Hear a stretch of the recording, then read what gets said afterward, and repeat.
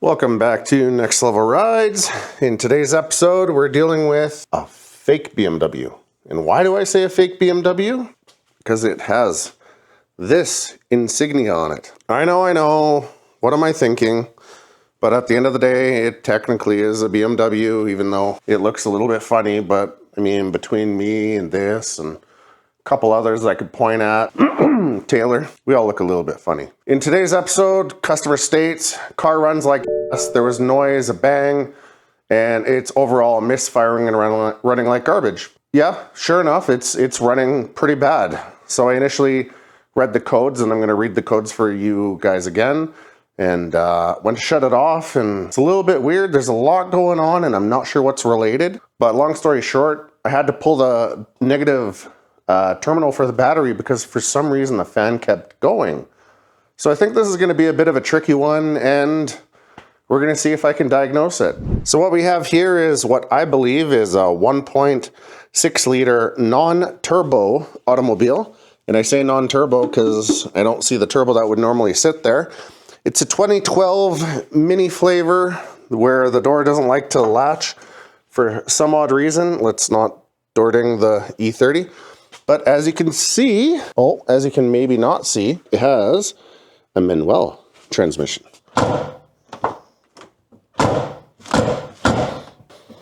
Can you just close? Fuck. To obviously read the codes, we're going to need to reconnect the battery. I want my light. What a stupid hood. Here? Strange place for a battery, but it is what it is. So the fan initially was going crazy, and I guess it stopped. First and foremost, let's chuck the key in. We're going to select MHD CAN 2188. I know, you're broken. It's upsetting. I'll try and fix you. I don't know if I can. Well, that's rude. All right, ignition, lights off. We have DSC control, voltage, side marker, whatever. Okay, clear errors.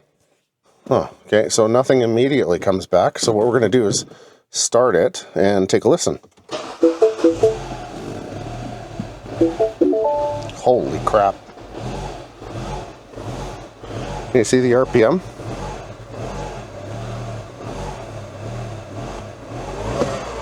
Oh yeah, it doesn't want to rev. Whoa.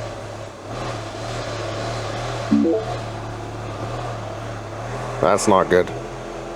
That's not good. And it went away. What's really weird is everything starts to clatter and make noise, and then the red oil can comes up. Then it starts to smooth out. But it starts to sound like it has like a timing or a chain issue. Yeah, currently there's no errors. I can hear a rattle, I just don't know what it is.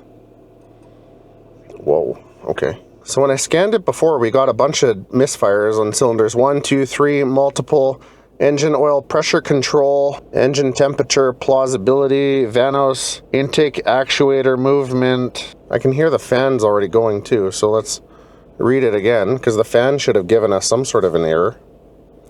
Engine temperature plausibility. Coolant temp sensor, check wiring harness, thermostat, water pump, replace DM. Oh, okay. Yeah, so let's shut it off. Yeah, I can hear the fan going. And the fan won't stop, so that's one thing to keep in mind is it will not stop. So with the fan not stopping, it's a bit of an issue, but what I want to do now is I want to start it again to see if it's going to give us the red oil can. Yeah, see, it's idling. It's idling rough. Let me roll down the window. I want to see if we can hear the rattle from the engine. No, the fan's going.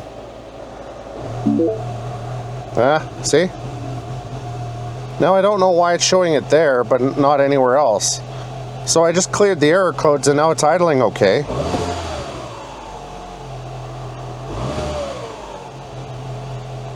Nah, still a little bit. So one more time. No error codes. Yeah, see? Vanos is out to launch. What is going on with you, Mini? Okay, coolant shouldn't have got too hot. Oh, well, there's no coolant in the reservoir. There's like none. We will need to address that. Why does the dipstick smell like coolant? I don't know if it's going to show up. Do you see the wisping? I'm assuming the level is supposed to be through here, and the level is all the way up to here. It is overfilled 2 liters. Let's take a look at the oil cap. Oh, okay. Like sometimes that's normal, but it's a little bit more than what I would expect to see. It's wisping quite a bit. It means there's quite a bit of condensation inside of the head. So the Vanos solenoid is here. There's one there. Should be one, yeah, right here. What I'd like to check is to pull those to see if the screens are plugged, because I know that was a somewhat common issue. And it does look like somebody's already screwed with this one. Okay, I'm going to pull the 2 of these and take a look at those a little bit closer. Yeah, that would be a Beamer thing. I put a stupid E-Torx right at the bottom for you to drop it. Good thing I can't really feel my right hand. I'm sure this would hurt right now. Alright, so what we're going to do is we're going to pull one of them for now. And if this one is dirty and plugged up, we may consider the next one. This actuator won't come out. Sometimes you need to wiggle it. Sometimes you need to give it a little bit of a love tap with the end of a ratchet. Let's try with the big pliers to spin it. Oh yeah, I've got it spinning. Oh, there we go. Yeah, I got it. Now when you take these out, you gotta be super careful just in case any O-ring comes out with it. You can see a little bit of material. Oh no, it's brass. So you definitely don't want to be seeing that kind of stuff in your actuator. What we're gonna do is take this shitty Varsol, flush it out. Now what I've had on my old E90 is that one of these actuators, look at all the mud that's coming out of it.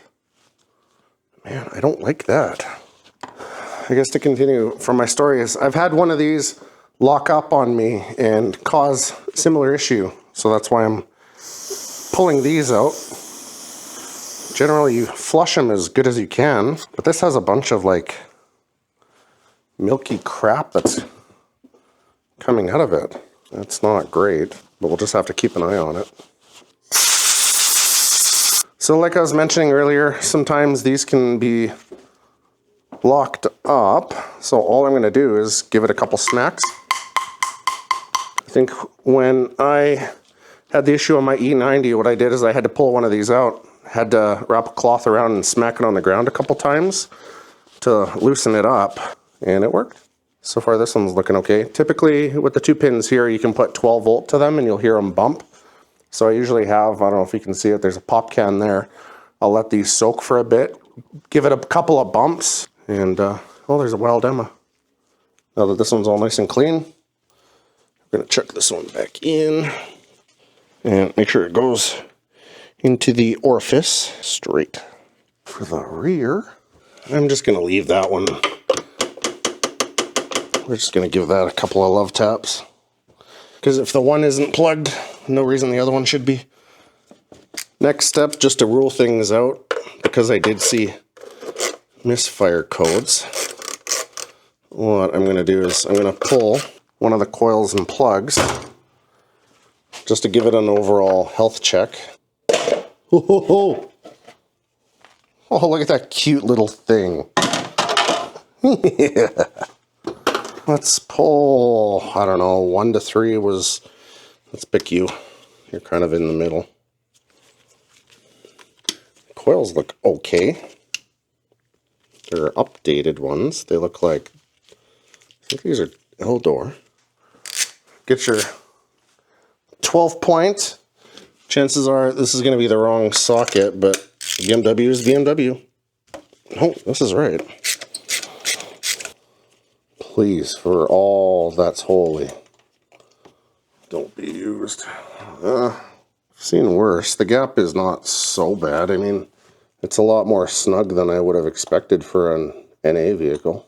Since we're here, let's just make sure each one of these are okay. L-door. Bosch. What the hell? Smells like burnt oil. L-door, Bosch. What the f*** is this? You've got one of each flavor. You got the old, always garbage Bosch ones, then the Delphi, which has this heat shield on it, and then the L-door, which is meant to be better electronically. Yikes. Let's make sure it's not just a loose spark plug. Ooh, those are friggin' tight. Let's give it a once over. Oh yeah, that one has a bunch of oil. Clean, clean, clean. Okay, this looks dry. Let's just rule out at least one thing is dielectric. Let's chuck them back in different spots. Because I did get a misfire code earlier, I want to put these all in different locations to see if misfire changes. And if it does, great. If it doesn't, also great. Maybe, no, maybe, no, maybe, yes. Nothing but the best.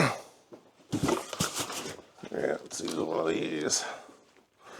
What are those? One of these. So this is the minimum line.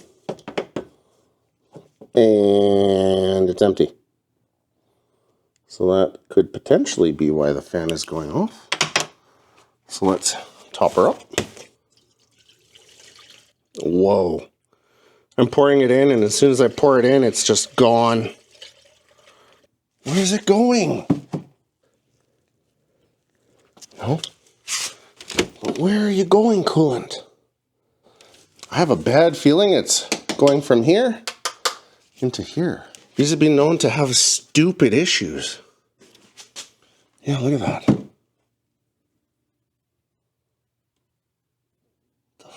I wonder. No. Oh, are you f***ing kidding me? I can hear it in here. No way. Hold on.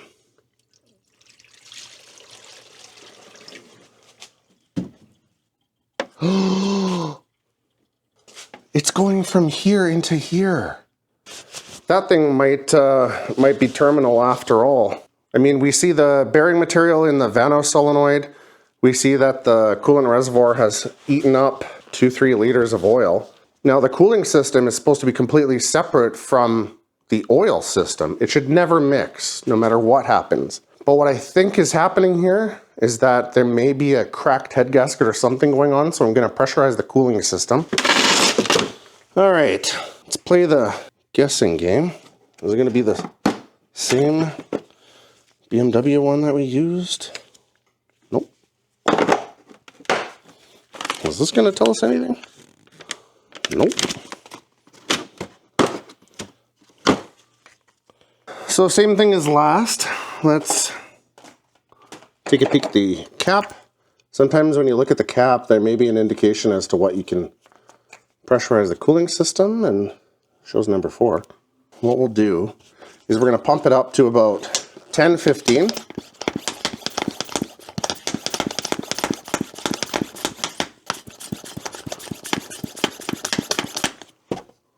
That's not a good sign. Let's try the one beside it, because it sort of looks like the BMW one. Nope. Pink, pink. Nope. Green. Nope. We're just going to try and use the little plug here. So give it a little twist, it should hold.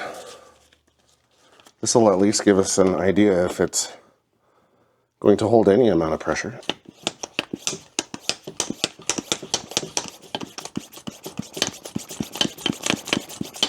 Uh-oh.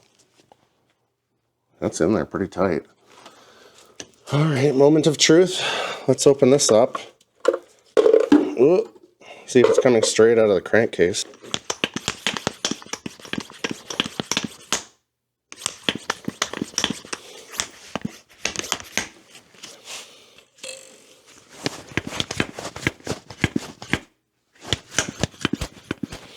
It's not holding any pressure for me to hear it.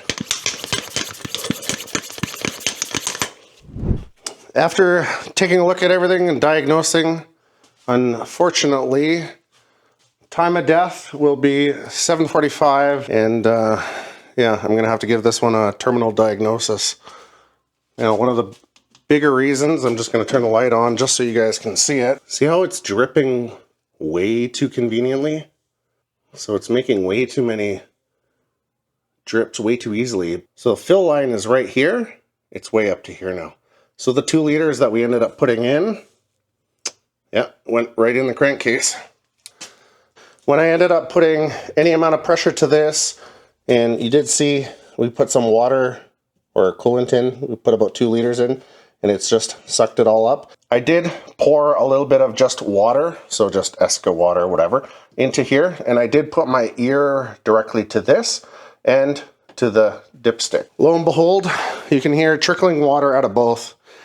Again, I'm not a mechanic, I'm just some YouTuber that knows a thing or two, but if you ask me, I have a bad feeling that the block is cracked on this one. It's either going to be the block or the head gasket, and the reason I say that is because by no means should you hear trickling coming from the overflow into the engine itself, unless there's some sort of a major issue going on. Cooling system is meant to be completely independent from the oiling system, and if we're putting 2.5 liters into the cooling reservoir, it should not be reflective on the dipstick. It could be any number of reasons why this had happened. If it was parked outside, it could have had too little coolant in the system, it could have froze and it could have cracked the block, which is a very likely scenario. Without pulling the rest of the coolant out of the system to actually check what the concentration is, we may never know. All I do know is that whatever coolant we're putting in is going straight into the oil pan and into the crankcase. That being said, hopefully you guys enjoyed the FPV diagnosing. Well, I guess this one's pretty terminal, but it is what it is. That's all for today, ladies and gents. Feel free to like and subscribe. See you guys on the next one. Damn. She looks good.